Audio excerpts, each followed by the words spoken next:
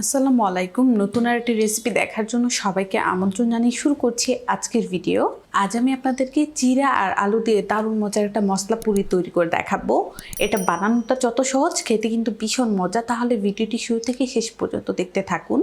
জিরা আলুর মশলা পুরি তৈরি করার জন্য আমি এখানে 1 কাপ পরিমাণ জিরা নিয়েছি। জিরা কিন্তু কয়েক প্রকারের আছে, এটা একটু চ্যাপ্টা পাতলা যে জিরাটা সেটাই নিয়েছি। পুরি তৈরি করার জন্য কিন্তু এই চ্যাপ্টা জিরাটা দিয়েই ভালো হয়। এখন আমাদের যেটা করতে হবে, এখানে একটা বাটি নিয়ে নিলাম আর জিরাগুলো এই বাটির মধ্যে ঢেলে নিচ্ছি। এখন দিয়ে দিচ্ছি জিরার মধ্যে পানি, আর এই পানিটা দিয়ে জিরাগুলো ঠিক হাত দিয়ে এভাবে কষলিয়ে ধুয়ে নিব। 3-4 বার পানিটাকে চেঞ্জ করে জিরাগুলো ধুয়ে নিয়েছি। আর জিরাটা দেখুন অনেকটা নরম হয়ে গিয়েছে। জিরাগুলো কিন্তু ভিজিয়ে রাখবেন না, পানিটা চেঞ্জ করে ধুয়ে নিলে কিন্তু এরকম নরম হয়ে যাবে। এখানে একটা ব্লেন্ডারের জার নিলাম আর এই ব্লেন্ডারের জারের মধ্যে জিরা দিয়ে দিব। ছাড়া ঢাকনাটা লাগিয়ে চিরাটাকে আমি ব্লেন্ড করে নিচ্ছি। ব্লেন্ড করা চিরাটা এখন আমি এই বাটির মধ্যে নিয়ে নিচ্ছি। আমি তো এটা ব্লেন্ডার দিয়ে ব্লেন্ড করেছি, আপনারা চাইলে কিন্তু হাত দিয়ে চটকিয়েও এভাবে ডোর মতো করে নিতে পারবেন। তাতে কিন্তু সময়টা একটু বেশি লাগবে। যাদের কাছে এই ব্লেন্ডারটা আছে চাইলে কিন্তু আমার মতো এভাবে ব্লেন্ড করে নিলেও হবে। ব্লেন্ড করা চিরাটা বাটির মধ্যে নিয়ে নিলাম। সাথে দিয়ে দেবো মিডিয়াম সাইজের একটা ম্যাশ করা আলু। আলুটাকে সেদ্ধ করে আগে থেকে আমি ম্যাশ করে রেখে দিয়েছিলাম।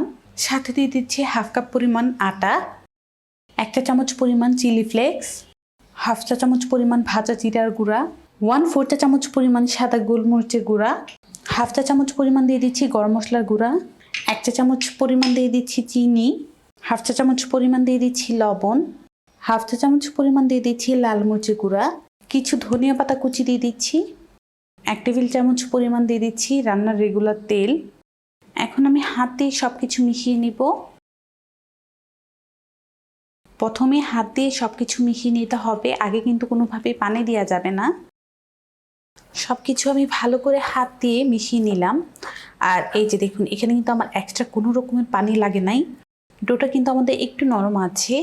এটাকে যখন রেস্টে রেখে দিব তখন কিন্তু পুরোপুরিভাবে এই ডোটা সেট হয়ে যাবে।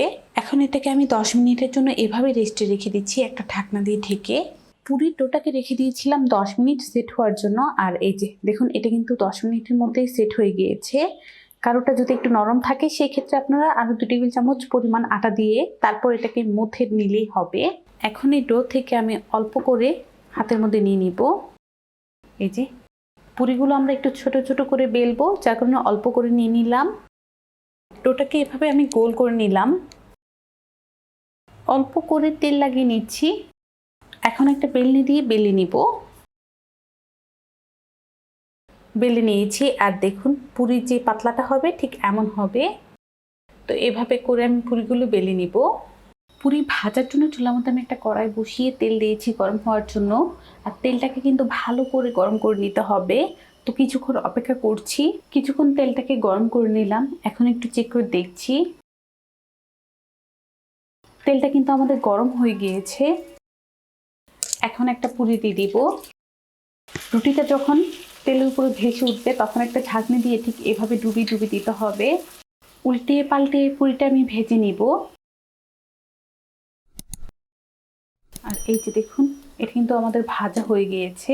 এই যে পরোটাও সেম ভাবে আমি দিয়ে দিচ্ছি। আর এই রুটিটা যখন তেলের উপরে ভেসে উঠবে তখন এই ঝাঁঝনিটা দিয়ে ঠিক এইভাবে করে তেলের মধ্যে ডুবিয়ে দিতে হবে। আর এই যে মাশাআল্লাহ দেখুন, এটাও ফুলে উঠেছে।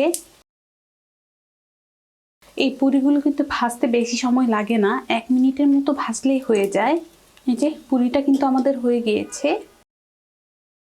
এভাবে আমি সবগুলো পুরি ভেজে নিচ্ছি। কিছু পুরি আমি ভেজে নিলাম, আমি আপনাদের সঙ্গে একটা ছিঁড়ে শেয়ার করছি কতটা পারফেক্ট হয়েছে। আমি আশা করছি আমার এই পুরি রেসিপিটি আপনাদের ভালো লেগেছে। ভালো লাগলে অবশ্যই একটা লাইক দিবেন, চ্যানেলটাকে সাবস্ক্রাইব করবেন। সবাই ভালো থাকবেন, সুস্থ থাকবেন। আল্লাহ হাফেজ।